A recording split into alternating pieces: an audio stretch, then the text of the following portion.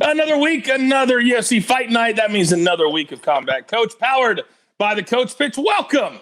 We do it in 20 minutes or less, and we break down every single fight on the card. I'm your host, Jonathan Coachman. He is our resident MMA expert, Ian Parker. Now, before we get started this week, Ian, I've got to say congratulations, my man, because all over social media, everywhere is talking about you are the latest official handicapper for CBS Sportsline. Congratulations. Thank you. Couldn't have done it without you, of course. Super honored, and time to make some picks for Sportsline as well and do them proud. That's exactly right. So you can see Ian's write-up at CBS Sportsline. If you're a member, if not, we posted it out on social media. He'll be doing picks for Sportsline every single week. We'll still do Combat Coach every single week. And also for our VIP members at Coach Picks, you will have Ian's best bets. Now remember, these are his breakdowns and his picks of the fights, not necessarily what he is betting on. Let's make that distinction. But we break down every single fight, and we give you all the information, and you take it for what it's worth. All right, you ready to get started? Born ready. Let's do it. All right, let's do it. All right, first fight on the card tomorrow, Maxime Griffin, plus 150 against Dustin, Jacoby, minus 180. This is light heavyweights coming out of the box, over 2.5, minus 125, coming back under 2.5 and minus 105. Now, Jacoby looking for a second straight win by stoppage. How do you see this one playing out? That exact way. I love Dustin Jacoby in this spot. Guy reinvented himself. Very good striker, good takedown defense, showing cardio for days against a guy in Griffin who's more of a wrestler, decent striking, okay clinch game, super hesitant, doesn't throw a lot, and his cardio is not very good. So as long as he doesn't hold Dustin Jacoby against the cage for 3 rounds and do nothing, this is Dustin Jacoby's fight to win. Ton of value at minus 180. Fantastic. Fight number 2. Vince Cachero, plus 135, taking on Ronnie Lawrence, minus 165. These are bantamweights, over 2.5 coming in at minus 280, under 2.5 coming back at plus 220. Both men looking for their very first win in the UFC. What do you like here? This one's a tough fight. I think the odds are a little further apart than I would assume or agree on. The over, I think, is in a parlay is the way to go here. Both guys are decision fight winners or losers. They don't really look for the finish. Their style doesn't play that way. If I had to lean one way or the other, I'd go Ronnie Lawrence. I think he's the better striker. But I do see this fight going over and going the distance. All right, very good. So you like, if you had to, if somebody wants to make a pick, yes. Lean toward Lawrence, be careful, but put the over in a parlay. All right. By the way, we will recap all of Ian's picks at the end of the show, so make sure you have your paper and your pencil handy. All right, fight number 3, Alexis Davis, plus 170, taking on Sabina Mazzo, minus 210. These are flyweights, over 2.5, minus 390. It's robust. Under 2.5, plus 315. Davis is more than 12 years older than Mazzo. What do you like? Davis has been around for a while, fought some of the best, and recently had a child, I think, in the last 3 years. The problem is that her fight game just hasn't evolved over the years. Known for her jiu-jitsu, her striking, doesn't have a lot of power behind it. Going against someone in Sabina Mazzo who's got phenomenal striking, speed, athleticism, one of the longer women in the division and knows how to use that distance, Mazzo's going to win this fight as long as she doesn't get taken down. Even then, her jiu-jitsu has gotten way better and she should be able to stand up. But Davis is just too predictable on those entries, so I'm going to go Sabina Mazzo here at minus 210. All right, very good. Sometimes I've noticed that you like to recommend up to about that 220 stage, because we also try to educate here at Combat Coach, and the odds are different than if you're playing a football game, right? So for people who are new to the show, new to MMA betting, Ian likes bets usually up to minus 220, and anything higher, we like to put them in a parlay to bring those odds down. All right, next fight on the card, Alex Oliveira, minus 115, taking on Croom. I always mess it up, and I can't even say it, so I just try to make fun of it. Minus 115, and I shouldn't make fun of somebody's name, but they're so hard to say. Welterweights, over 2.5, minus 115, under 2.5, minus 115. The original opponent for Oliveira was Randy Brown. He was forced off a couple of days ago, but at least he still gets to fight, right? He kind of has to. He has 13 children with like 12 different women, and that's not a joke. So, and they all live on the same street in Brazil purposely. So he needs the money. You got to have the money. He's got to have money. However, Alex Oliveira is a very tough fighter to really trust putting your money on. Fights he's winning, he's losing. Fights that he should absolutely dominate, he loses.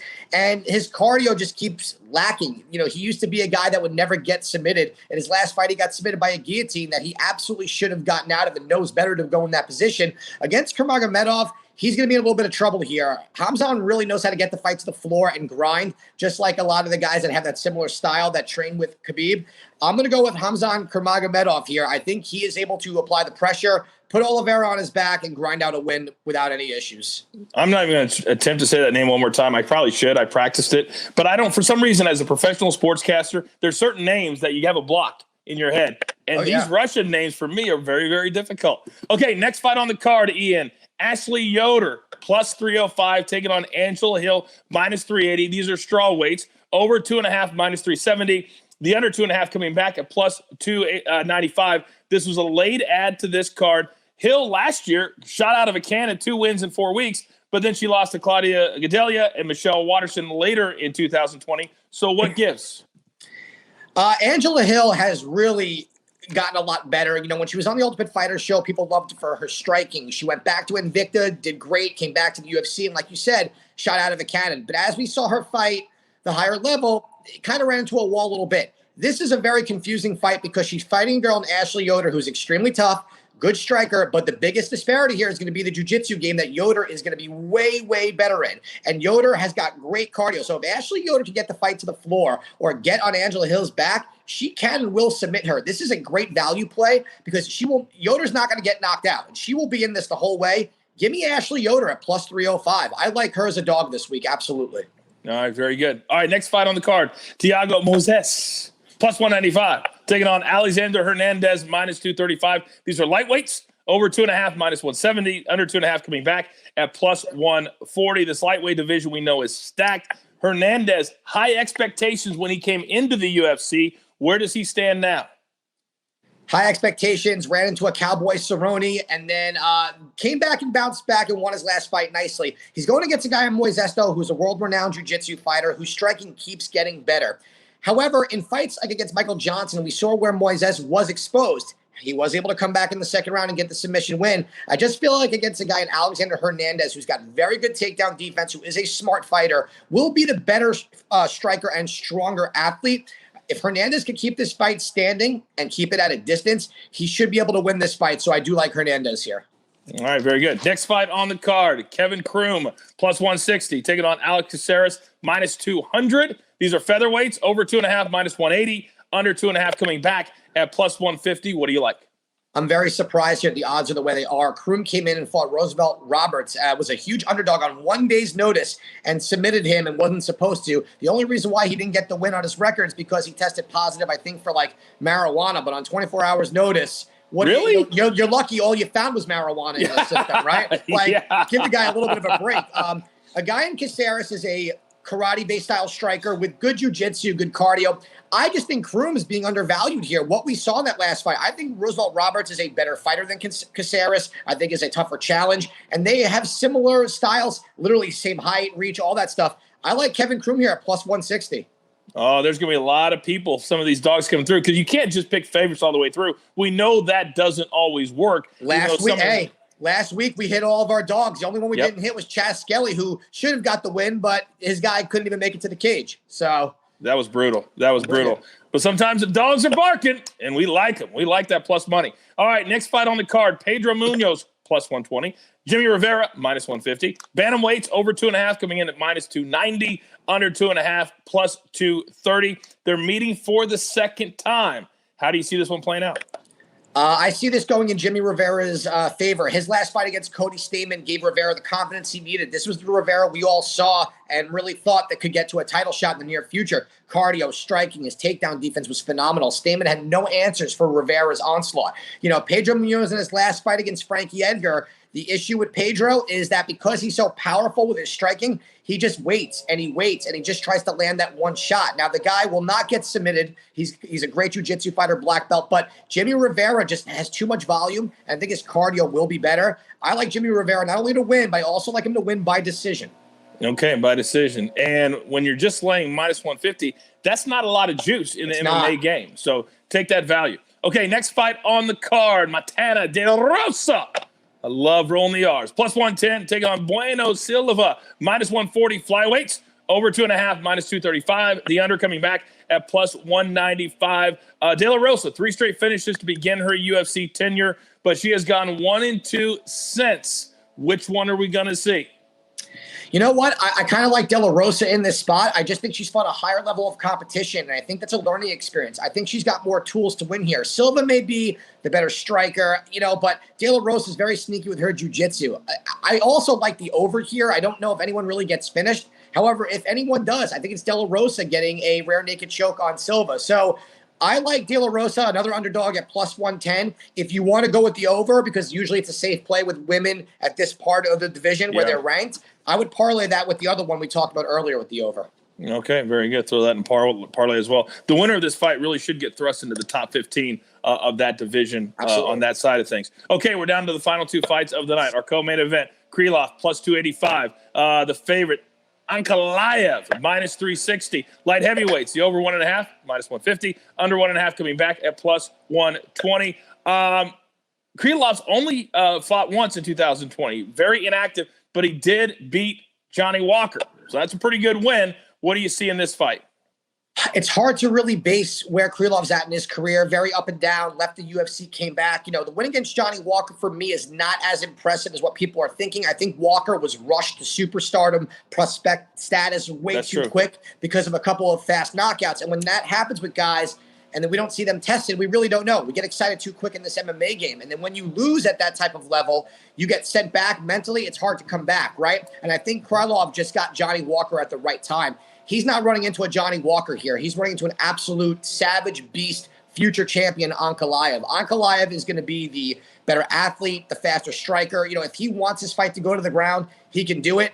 I think Krylov is going to try and put him on his back so he can work the top game. I just don't see that happening. I think Ankalaev wins, and I think he finishes this probably by round 2. But if you want to play it safe, put Ankalaev in a parlay. That's how I would do it. Okay, very good. All right, finally, into our main event, Rozenstruik, plus 205. I give him all the credit in the world. Anybody that's ever stepped in the octagon with Francis Ngannou, I will say you're one of the toughest human beings on planet Earth. But he's the underdog here against Gane, minus 265. These obviously are heavyweights. Over 1.5, minus 210. The under 1.5 coming back at plus 170. Gane is 7-0 to start his professional career. What do you see in this main event? I try to get away from the records because sometimes when guys get brought in from outside the UFC, the competition's a little bit less. However, this is Francis Ngannou's former training partner. So, we know the dude can take a punch, or maybe he didn't. We just don't know about it. Cyril's a very talented striker, very powerful athlete. Rozenstruik, world-renowned striker. We've seen what he could do. In the fight against Alistair Overeem, he was losing the entire fight until he wasn't with 1 second left, right? We've also seen with Rozenstruik getting knocked out by Francis. This fight might be a little bit different. Rozenstruik was losing against Junior Dos Santos, came back in round 2, because sometimes he takes a little bit of time to work his counter-striking. Here's the only issue for him here. Gane is going to be the superior grappler. We've seen Gane get away from the ego of having to knock people out and say, you know what, these heavyweights, we could all knock each other out. However, I actually have a takedown game. I actually got some good jiu-jitsu. Even if he knows 3 moves, he's really good at those 3 moves. And a guy like Rozenstruik, who has no jiu-jitsu background, no wrestling background, there's no reason to get in a brawl and even risk that power. So Cyril Gane's going to probably use that excellent jab he's got and get this fight to the ground and finish it by submission. Cyril Gane's going to win this fight. So you have Gane as the winner, but you also maybe sprinkle a little bit on a win by submission? A win by submission is a pretty cool prop, even if you want to go. And here's the other thing, too. Going over, if you can find odds on over 1.5, is not the worst thing. As you've seen Rozenstruik's fights, outside of against Crowder, where he landed 1 jab, he tends to take a little bit of time, especially in a 5-round fight. He doesn't rush. He knows he's got to save that cardio. There's a reason why they call him Big Boy. That's exactly right. That's one of them. Okay, before we get to our recap, I do want to quickly, because next week is such a huge card. It's going to be such a big week for us here at Coach Picks. We're going to have a special early edge episode for the UFC pay-per-view. You're going to have a huge write-up for the UFC pay-per-view. We'll have a combat coach for that. We give people kind of maybe 2 or 3 things to keep their eye on as we go into the biggest week other than Conor McGregor, but the biggest week so far in the UFC in 2021. For me, these are one of those cards you got to watch top to bottom, bottom to top. You really do. You got someone in Dominic Cruz fighting a Casey Kenny on the prelims, which is crazy because we're going to find out, if Casey Kenny is ready for the next step. He is someone who showed a lot of promise. And against Dominic Cruz, this is a guy that could be out for 10 years. He could be 100 years old, and he'll be there prepared. And I would love to see if Dominic – I still think he's got it, and I think this is a good matchup for him. But let's see what Dominic Cruz can do.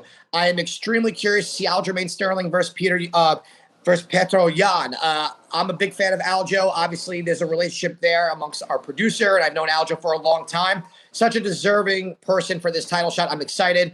Obviously, Amanda Nunes, the Lioness. Let's see if she can put another one away. And then that main event. Is Israel Adesanya going to become the double champ? And is he going to take it a step further? My prediction is if he does win, I'm not saying that's my prediction yet. We'll save that for the 1,200 shows we're going to do next week. Okay? But if he does win, does he say to John Jones, hey, come back to me, or I will meet you at heavyweight if you win the belt and be a triple champion for the first time?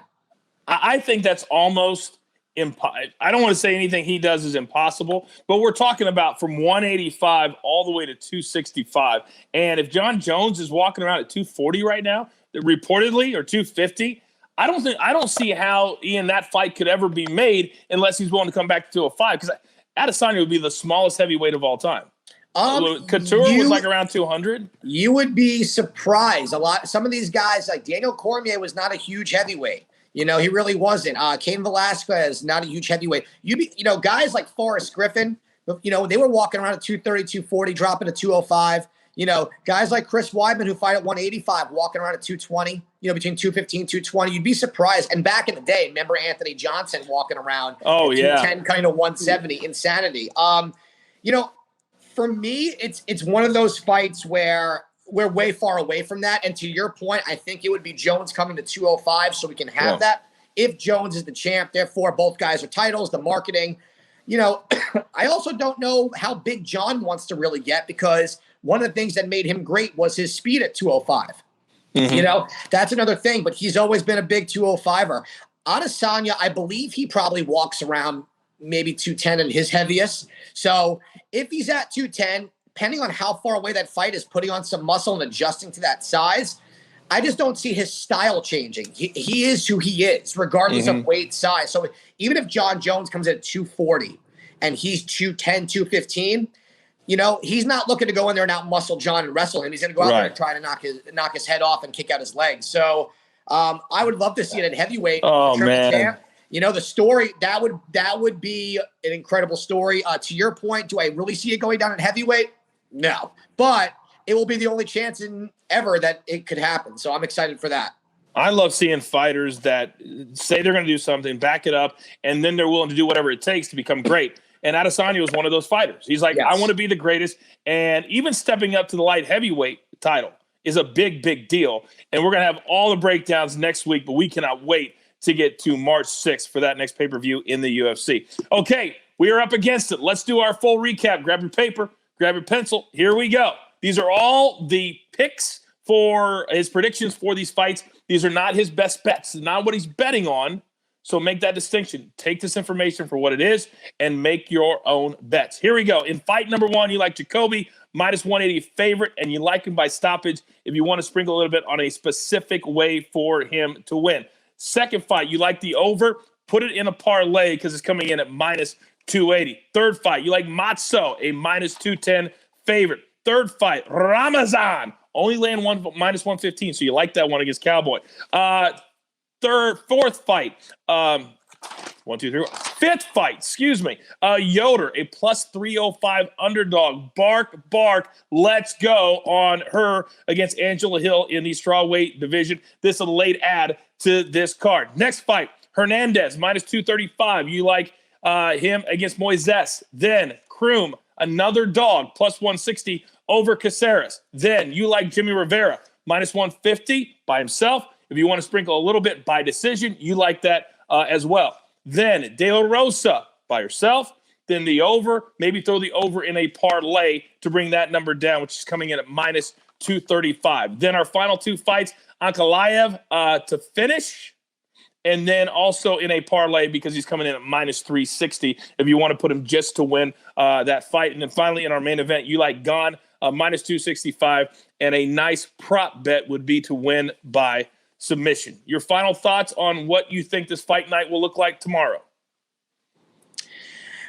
A lot of violence. We got a lot of big boys who like to throw hands, and a lot of the women that like to go for submissions too, and they're going to come to fight. Look, what I think people should understand is sometimes I know we don't get the most popular names on the card, all right? But as you start watching these, you start to realize that when these guys get their opportunity to shine, they go for it. And a lot of the times you see the best knockouts and the best submissions from people that you may not hear of out there, but you'll hear them on this show, and then you're going to see them rise to superstardom. So keep an eye. Tomorrow night's going to be a lot of fun. All right. And of course, follow us on Twitter at Ian Parker MMA, at Cody Merrow, at The Coach Rules. We'll be watching and live tweeting throughout the night for all the information and the up-to-date, and maybe throw in a free pick live or two. You never know. All right. That's going to do it. For Ian Parker, quack, quack. For our producer who makes it look so incredible, Cody Merrow, I am the coach. This has been the latest episode of Combat Coach. Remember, you've got your marching orders. Take every single ticket straight to that pay window. We'll see you tomorrow night on UFC Fight Night. And remember, the only place for all the breakdowns of MMA with our man Ian Parker is right here, courtesy of the Coach Picks. Good luck. Take care. We'll see you tomorrow night.